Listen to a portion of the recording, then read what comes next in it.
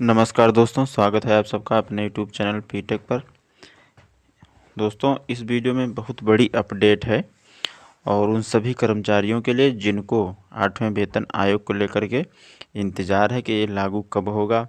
मान लीजिए अगर ये 2028 में लागू होता है 8वां वेतन आयोग, तो कितना मिलेगा एरियर, आपको एरियर कितना मिलेगा 2 साल का।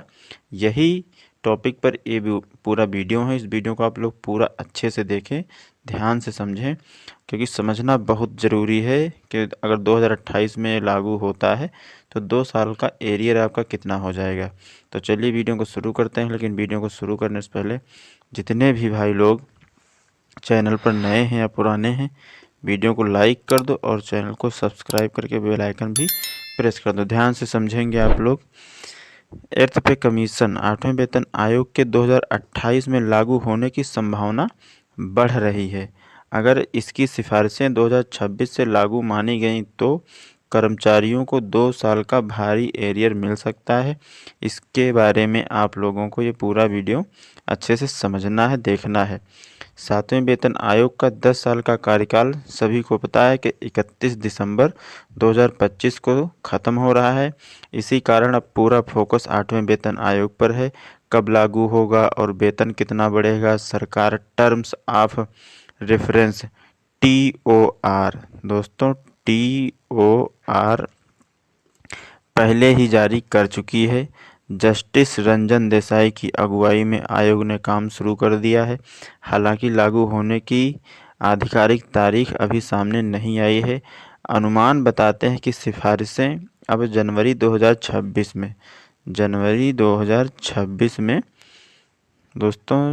2026 के बजाय शुरुआती 2028 में लागू हो सकती हैं। देर से लागू हुआ तो बढ़ जाएंगे एरियर का जो है वो बढ़ जाएगा। सरकार 8वें वेतन आयोग को नोटिफाई कर चुकी है और इसकी TOR, दोस्तों इसका जो TOR है उसको मंजूरी मिल चुकी है और मंजूरी मिल चुकी है। आयोग को रिपोर्ट तैयार करने के लिए 18 महीने का समय दिया गया है। वेतन आयोग का जो तैयार करने के लिए जो समय दिया गया है वो 18 महीने का है। पिछले अनुभव बताते हैं कि रिपोर्ट जमा होने के बाद सरकार 3 से 6 महीने समीक्षा और अनुमोदन में लेती है।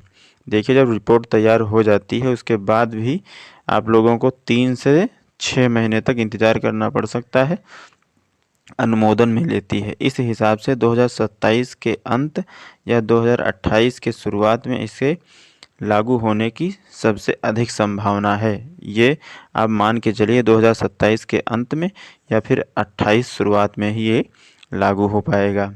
अगर 8वें वेतन आयोग की सिफारिशें देर से लागू होती हैं और उन्हें बैक डेट यानी 1 जनवरी 2026 से प्रभावी माना जाता है तो कर्मचारियों को भारी एरियर मिल सकता है। यही कारण है कि देरी कर्मचारियों के लिए नगद लाभ भी बन सकती है। वेतन कितना बढ़ सकता है जब 8वां वेतन आयोग लागू होगा, तो इसमें वेतन जो है कितना बढ़ सकता है।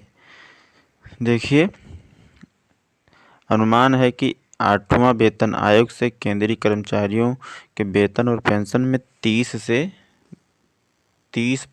से 40% की बढ़ोतरी हो सकती है। इस बढ़ोतरी का आधार होगा फिटमेंट फैक्टर, यानी वह गुणांक जिससे नई बेसिक पे तय होती है। रिपोर्ट्स बताती है कि नया फिटमेंट फैक्टर 1.83, देखिए नया 1.83 से 2.46 के बीच हो सकता है और अधिकतर अनुमान 2.28 पर टिके हुए हैं। नई पे फिक्सेशन से पहले DA को बेसिक में मर्ज किया जाएगा। यह सामान्य प्रक्रिया है।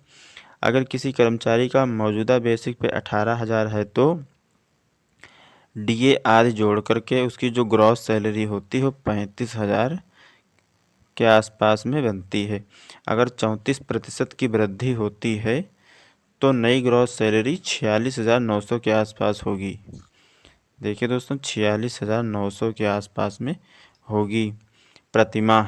ठीक है, यानी 1 महीने की जो बढ़ोतरी होगी तो कितने की होगी? 11,900 प्रति माह की ये बढ़ोतरी होगी और इसी के हिसाब से एरियर बनेगा। तो कितना एरियर मिलेगा? अगर 8वां वेतन आयोग सिफारिशें 2028 में लागू हो और उन्हें 1 जनवरी 2026 से प्रभावी माना जाए तो कर्मचारियों को 24 महीने का एरियर मिलेगा। 2 साल में 24 मंथ हो गए तो 24 महीने का एरियर मिलेगा। तो मासिक बढ़ोतरी कितनी रही है दोस्तों? मासिक बढ़ोतरी रही है 11,900 रुपया। इस हिसाब से अवधि कितनी हो गई? 24 महीना। कुल एरियर आपका कितना हो जाएगा?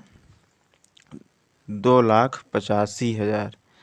ये 2 साल का एरियर आपका हो जाएगा 2,85,000।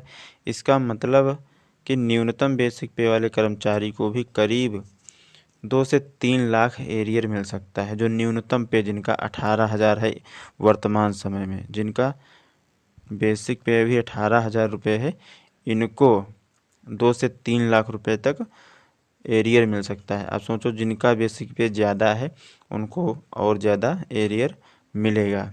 एरियर महत्वपूर्ण क्यों है दोस्तों? इम्पोर्टेंट क्यों है एरियर?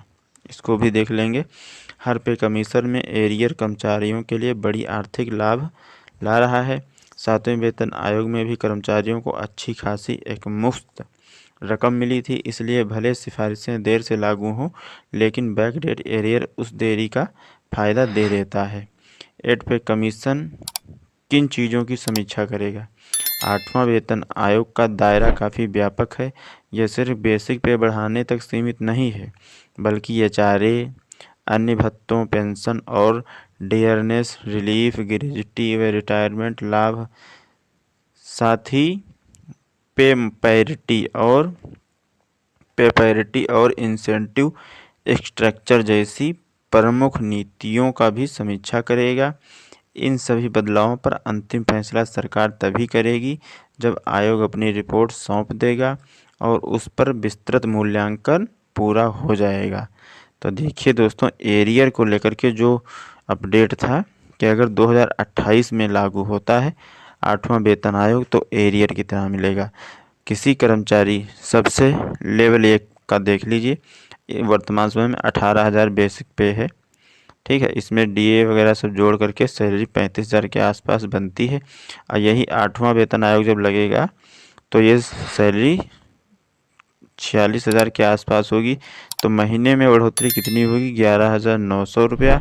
और बेसिक पे वाले की जो एरियर है 2 साल का वो होगा 2.85 लाख, 2,85,000। कुल मिलाकर देखा जाए तो 2 से 3 लाख रुपए उनको एरियर में मिलेगा।